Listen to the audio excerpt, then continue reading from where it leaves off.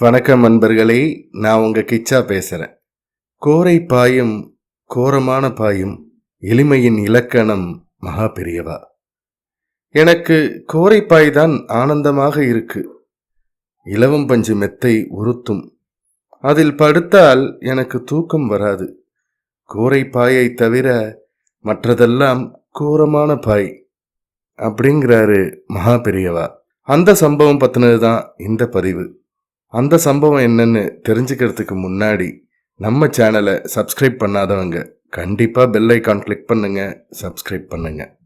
மகா பெரியவா பகலில் படுத்துக்கொள்வது என்பது மிகவும் அபூர்வமான நிகழ்ச்சி. பின்னாட்களில் உபவாசம் அதிகமான போது உடலில் சக்தி குறையவே சிறிது நேரமாவது படுக்கையில் உடலை கிடத்துவது தவிர்க்க முடியாததாகிவிட்டது. கோரைப்பாயில்தான் மகா பெரியவா படுத்துக்கொள்வார்கள்.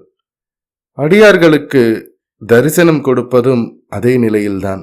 மகா பெரியவா படுத்து கொண்டிருந்தால் பக்தர்கள் நமஸ்காரம் செய்யக்கூடாது என்று ஒரு நியதி. மகா பெரியவாளின் சரீரம் மிகவும் மிருதுவானது. கோரையால் ஆன பாயில் ஒரு துணியை கூட விரித்து கொள்ளாமல் படுத்திருந்து விட்டு எழுந்தால் முதுகுப்புறத்தில் பாயின் பதிவு நன்றாக தெரியும்.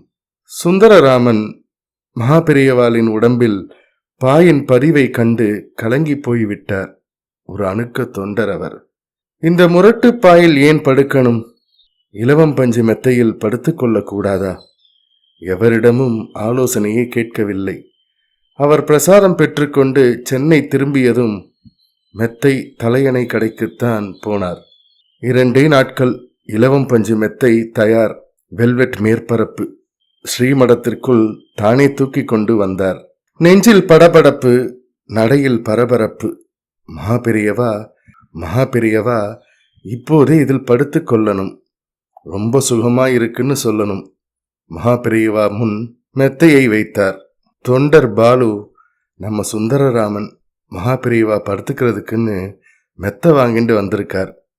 மகா பெரியவா கோரப்பாயில படுத்துக்கிறது அவரை உறுத்துறதான். மெத்தையை அருகில் கொண்டு வர சொல்லி மகா பெரியவா தடவி பார்த்தார்கள். சுந்தரராமன் அமுதவாரியில் நனைந்து கொண்டிருந்தார். மகா பெரியவா இனிமே இதில்தான் படுத்துக்கொள்வா.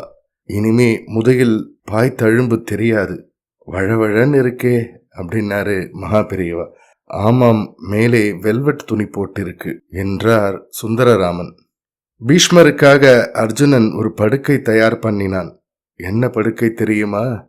அம்பு படுக்கை என்றார் மகா பெரியவா. அதுதான் அவருக்கு சுகமாயிருந்தது.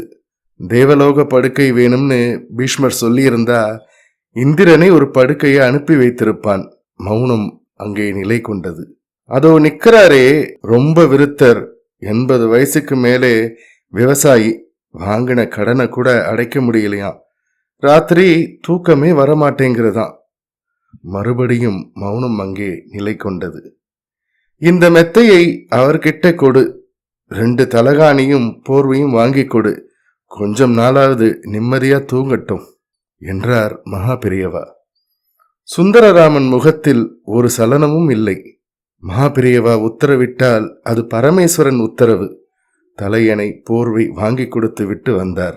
எனக்கு கோரைப்பாய் தான் ஆனந்தமா இருக்கு. இலவம் பஞ்சு மெத்தை உறுத்தும். அதில் படுத்தால் எனக்கு தூக்கம் வராது. கோரைப்பாயை தவிர மற்றதெல்லாம் கோரமான பாய் என்றார் மகா பெரியவா. எளிமையின் இலக்கணம் மகா பெரியவா. ஜெய ஜெய சங்கர ஹர ஹர சங்கர. இந்த பதிவு உங்களுக்கு பிடிச்சிருந்தா லைக் பண்ணுங்க, ஷேர் பண்ணுங்க, கமெண்ட் பண்ணுங்க. மறக்காம பெல் ஐகான் கிளிக் பண்ணுங்க, சப்ஸ்கிரைப் பண்ணுங்க. நன்றி நண்பர்களே.